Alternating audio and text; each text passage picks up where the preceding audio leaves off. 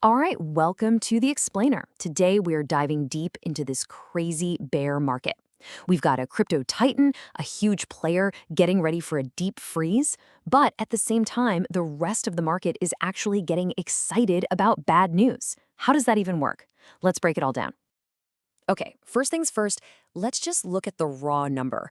We're talking about a 28% drop from the recent highs.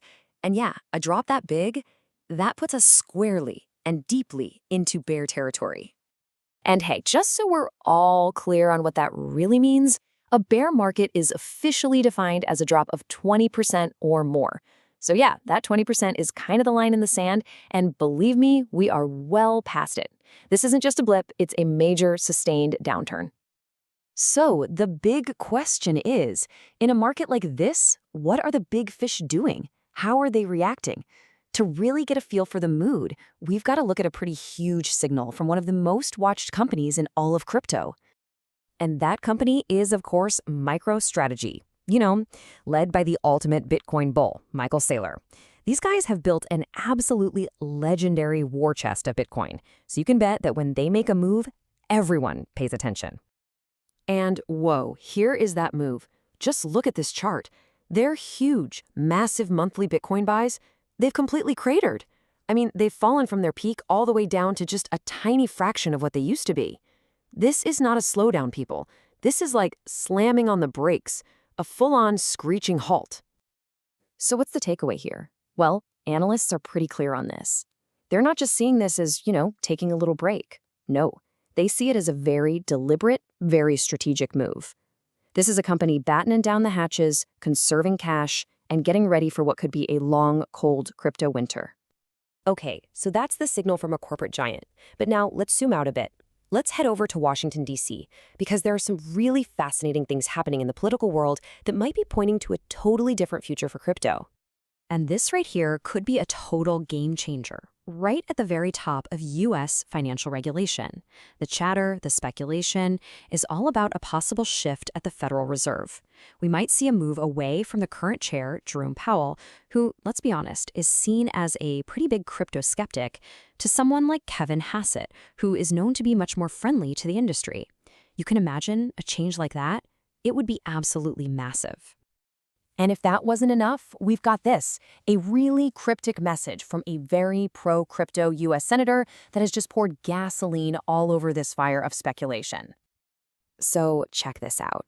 Senator Cynthia Lummis posts a picture of Benjamin Franklin buying Bitcoin with a super simple caption, "Big things are coming." That's it. And of course, the crypto community just went wild with it, immediately reading it as a hint, a sign that maybe, just maybe, some serious talks about the U.S. government actually buying Bitcoin for our national reserve are happening behind the scenes. Okay, so we've seen the corporate view and the political view. Now let's zoom out one more time to the big picture, the macro economy, because what's happening right now, it's weird. There's this very strange kind of backward logic that's driving the whole market. I mean, it sounds totally backward, right? Get this. Recently, we've had genuinely bad news. Weak data on jobs, weak data on manufacturing. And you know what the market did? It rallied. Bad news is somehow becoming good news for investors.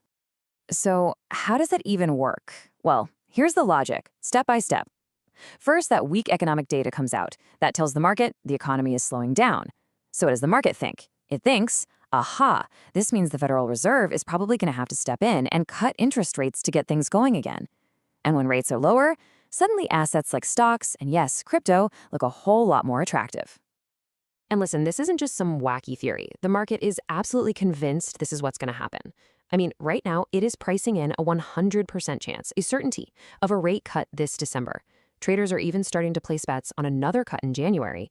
So yeah, the idea of the Fed pivoting, it is fully baked into prices. So you see the puzzle we've got here, right? On one hand, you have a corporate giant battening down the hatches for a long winter.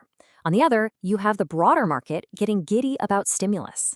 So with all this confusion, how have different assets actually been doing? This table gives us a really nice, quick snapshot, and it all makes sense with that bad news is good news logic.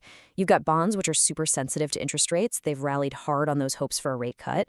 Small cap stocks have had a strong rally too, partly because of a short squeeze. That's where people betting against the stocks get forced out of their positions. All this has pushed the US dollar down, and meanwhile, Bitcoin and Ethereum have kind of been swept up in the good mood, riding that broader market rally. So, what's the big takeaway from all this? What's your daily edge? It's really this fascinating conflict, isn't it? You've got one of the smartest players in the game, MicroStrategy, getting ready for a long, cold winter. But at the very same time, the rest of the market is betting the farm on political changes and Fed rate cuts to kick off a brand new rally. So the million-dollar question is, which signal is the right one to follow? If you found this explainer helpful, be sure to smash that like button and subscribe so you don't miss your next daily edge. More news in our Telegram channel in the first comment. See you next time.